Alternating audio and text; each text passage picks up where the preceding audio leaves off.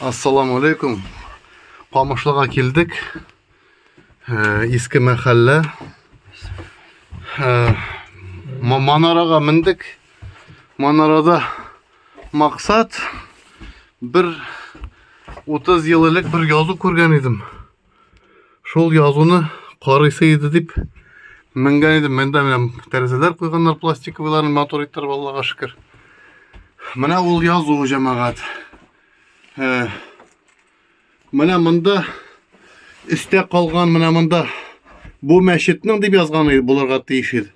Енді дальше продолжение мен соны оқи алмайым. Мына мында қарағыз. Баш.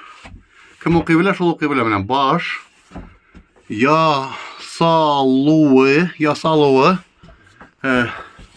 1843 ел. Мына ел деп жазған. Мына ел. Елда yazған. Елғана түгіл, елда. Әйе. 1900-де іште мұның манарасы ясалған. То есть бұл ясалған да манарасыз тұрған боларға тиір бұл мәшет.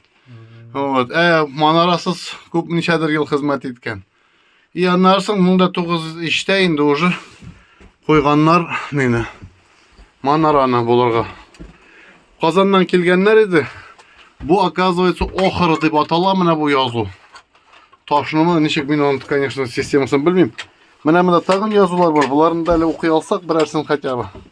Бейік әйбәт болар еді. В общем, мына шушындай хәлләр егітлер. Камышлы қаласынан, қарас, Камышлының де мотор. Бұл яқтан тау, теге яқта Бызбаш, теге яқта Дәулет қыл. Мында Кәже тауы. Мында Камышлинка аға. Тегінде. Мындан сок келе. Ана южный поселок көрініпті. Ай, машалла.